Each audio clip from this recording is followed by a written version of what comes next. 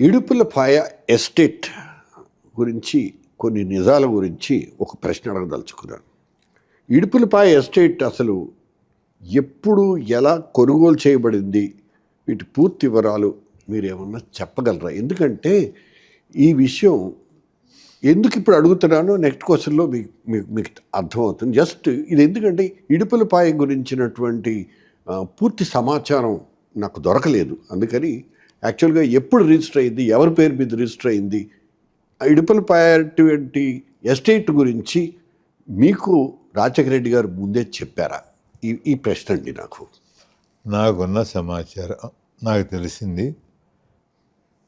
1980లో, అప్పటికి ఇంకా ఆయన మంత్రి కాలేదు, నేను నా వైఫ్, ఆయన వైఫ్ కలిపి ఇడుపులపాయ ఎస్టేట్కి వెళ్ళటం జరిగింది. అప్పట్లో మీరు నమ్మచ్చు నమ్మకపోవచ్చు, ముఖ్యంగా 77, 78 ప్రాంతాల్లో వెరైటీస్ చాలా డిమాండ్లో ఉండేది.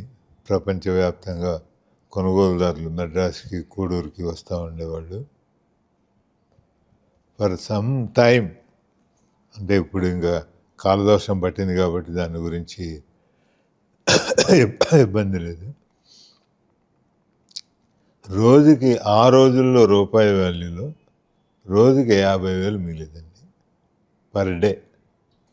50,000. ఐఎమ్ టాకింగ్ ఇప్పుడు దగ్గర 77 కోటి రూపాయలు అనుకోండి. అప్పుడు 50,000 అంటే ఇప్పుడు కోటి రూపాయలు. ఆ రోజుల్లో అంత మిగిలేది. ఆ రోజుల్లో ఇడుపులపాయ భూమి ఎంత రేటు ఉండేదండి.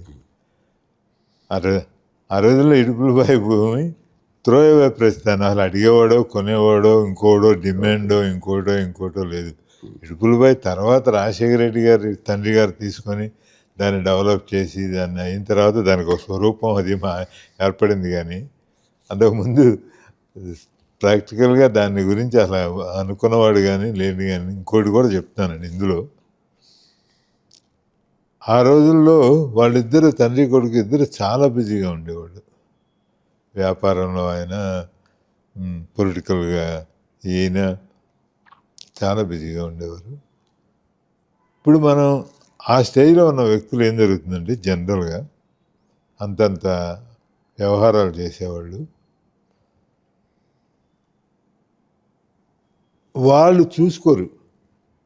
ఎవరికో వాళ్ళకు తెలిసిన మనిషికి ఫలానా చోట మనం చేసుకుంటే బాగుంటుంది, ఆ సినారియో చాలా బాగుంటుంది, మీరు కూడా చూసి ఉంటారు. ఎవరికో అప్పచెప్తారు. అక్కడ మన ల్యాండ్, మనకు ల్యాండ్ అవసరం, ఎక్వైర్ చేయమని చెప్పి ల్యాండ్ ఎక్వైర్ చేయమని చెప్పిన తర్వాత వాళ్ళు మంచి చెడ్లు మనకి తెలిసినవాడు, మంచి చెడ్డలు తెలిసినవాడు వాడు తీసుకుంటున్నాడు అని అనుకుంటారు. అంతేగాని ఆ రోజుల్లో రిజిస్ట్రేషన్ ఆఫీస్కి వెళ్ళే పని ఉండేది కాదు. కొనుగోలుదారుడు, అమ్మేవాడు వెళ్ళే అగ్రిమెంట్లే కదా. అగ్రిమెంట్లో ఉండే రిజిస్ట్రేషన్స్ ఉన్నా కొనేవాడు ఆ రోజు వెళ్ళాల్సిన అవసరం లేదు. అందువలన నాకున్న అవగాహనలో అసలు కాగితాలు చూసి కూడా ఉంటారు వాళ్ళు. ఎవరో గుమస్థలం, మేనేజర్లు వాళ్ళు చూసుకొని ఉంటారు, కానీ చూసుకునే ఉంటారు. సో అందులో అసైన్ ల్యాండ్స్ ఉన్నాయా, గవర్నమెంట్ ల్యాండ్స్ ఉన్నాయా అనేది వాళ్ళకి ఎవరన్నా పాయింట్అవుట్ చేసి చెప్తే తప్ప ఆ రోజు ఉన్న పరిస్థితిలో తెలియసే అవకాశం లేదు.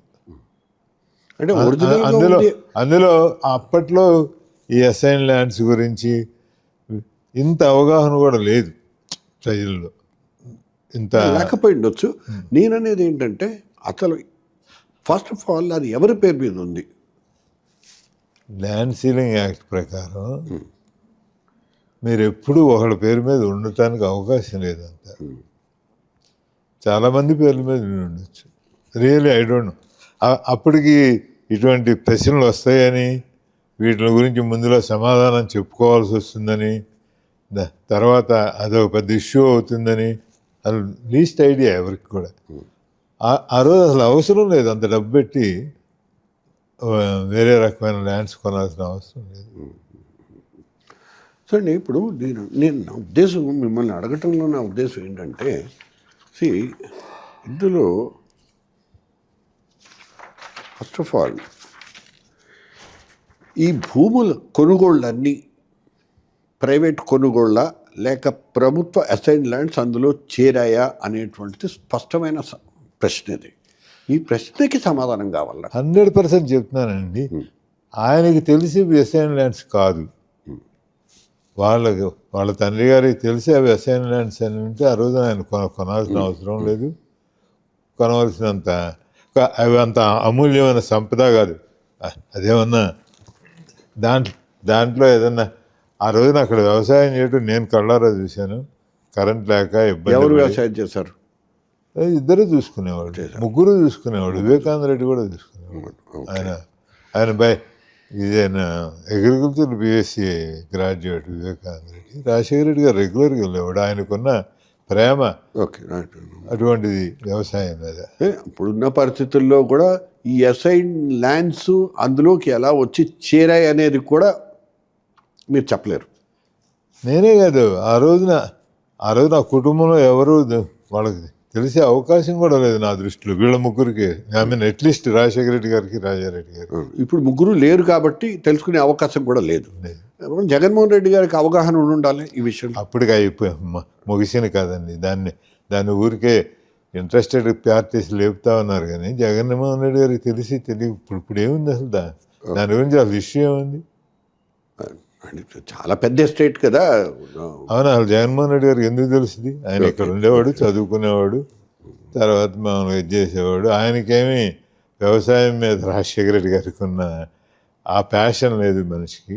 తను Born and I mean in a different వాతావరణంలో.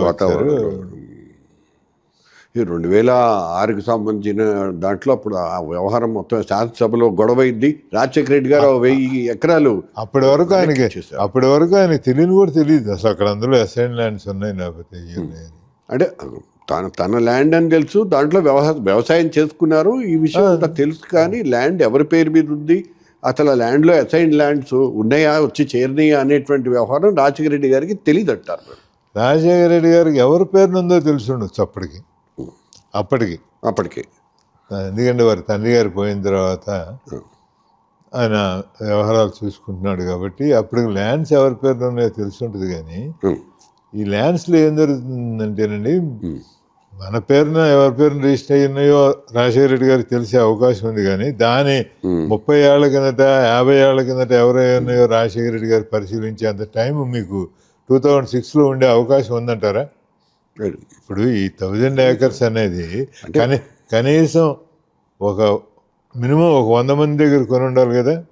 అంతే కదా. మినిమం ఒక 100 మంది దగ్గర కొని ఉండాలి కదా.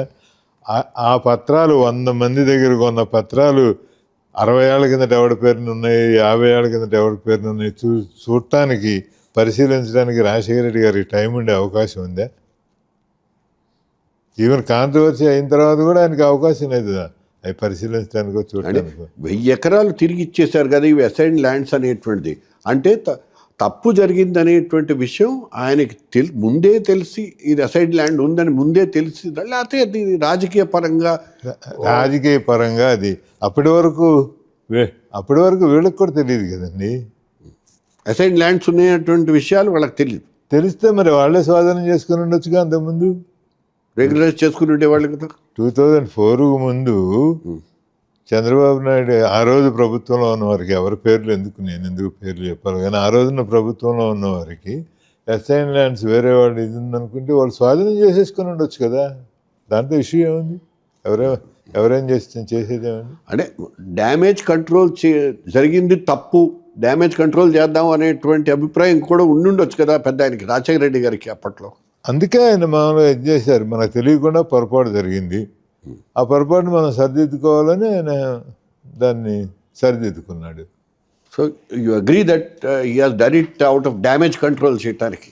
డ్యామేజ్ కంట్రోల్ అనే మాట కరెక్ట్ అని నేను అనుకోను. తెలియకుండా జరిగిన పొరపాటుని సరిదిద్దుకోవటం అంటాను నేను. ఒక ముఖ్యమంత్రి స్థాయిలో ఉన్నటువంటి వ్యక్తి ఇంత పెద్ద విషయాన్ని ఒప్పుకొని తిరిగి ఇచ్చేయటం అనేటువంటిది ఒక రికార్డ్. ఇంతవరకు ఎక్కడా జరగలేదు అనేటువంటిది చరిత్ర చెప్తున్నటువంటి వాస్తవం. సో దీన్ని వ్యక్తిగత నిర్ణయంలో లోపం అంటే అటువంటి పరిస్థితి రావటం ఇది వ్యవస్థ లోపమా లేకపోతే వ్యక్తిగత నిర్ణయంలో లోపమా? వ్యవస్థ లోపం అంటే ఎస్ అసైన్ ల్యాండ్స్ వచ్చినాయి, దాంట్లోకి వచ్చినాయి అనేటువంటి వ్యవస్థ లోపం అని. సో ఇప్పుడు విచారణ జరపాల్సినటువంటి అవసరం ఉందో లేదో కూడా అధికారంలో అధికారంలో ఉన్న వాళ్ళకి, వివాదం ఉన్నటువంటి భూముల్ని ఇచ్చేసినటువంటి నాయకుడిగా ఒక మంచి పని చేశాడు, గవర్నమెంట్కి తిరిగి ఇచ్చేసి నా తప్పుంది, తప్పు జరిగింది, అది ఎలా జరిగింది అనేటువంటి వివరణ ఇప్పుడు ఏం చెప్పారో తెలియదు. కానీ అటువంటి నాయకుడిగా మీరు చూస్తారా, లేకపోతే ఇంకోవైపు ఒక అభివృద్ధి చేసినటువంటి నాయకుడిగా గుర్తింపుని, ఈ రెండు ఎలా కలుస్తాయి అనేటువంటిది ఒక డౌట్. ఇప్పుడు మళ్ళీ ఒక్కసారి అడుగుతాను మీకు. ఫస్ట్ థింగ్ ఏంటంటే, రాజశేఖర్ రెడ్డి గారు ఈ ల్యాండ్స్ తిరిగి ఇచ్చేసి ఒక మంచి నాయకుడిగా గుర్తింపు అది గొప్పదా, లేకపోతే అభివృద్ధి చెందిన నాయకుడిగా గొప్పవాడు? మీరు ఈ రెండింటినీ ఎలా చూస్తారు? నేను మొదటిదే నా జడ్జిమెంట్ ప్రకారం తిరిగి ఇచ్చేయడం అనేది ఒక స్నేహితుడిగా, ఒక రాజకీయ, నేను కూడా ఎంతో కొంత రాజకీయ విశ్లేషణ చేయగలిగిన కదా, ఒక ఉన్నతమైన స్థానంలో ఒక ఉదాత్తమైన నిర్ణయంగా దాన్ని నేను పరిగణిస్తాను. ఓకే అండి. ఇప్పుడు దీంట్లో ఈ ఘటనతో వైఎస్ఆర్ ఇమేజ్ బలహీనపడిద్దా, లేక తప్పు ఒప్పుకున్న నాయకుడిగా బలపరిచిందా? న్యాయంగా అయితే బలపడాలండి. ఇప్పుడు దురదృష్టవశాత్తు రాజకీయాలు ఎట్లా మరి అంటే, అప్పటికే ఇప్పుడంత అన్యాయం కాదు, కానీ 20 ఏళ్ల కిందట అప్పటికి కూడా మనం ఎదుటివాడి యొక్క గొప్పతనాన్ని, మంచితనాన్ని అంగీకరించలేని స్థితిలో రాజకీయాలు నడుస్తూ ఉండేవి. అవి దురదృష్టవశాత్తు ఇప్పుడు ఇంకా రోజు రోజుకి పెరిగిపోతూ ఉంది. అప్పటికే ఆ ట్రెండ్ స్టార్ట్ అయింది.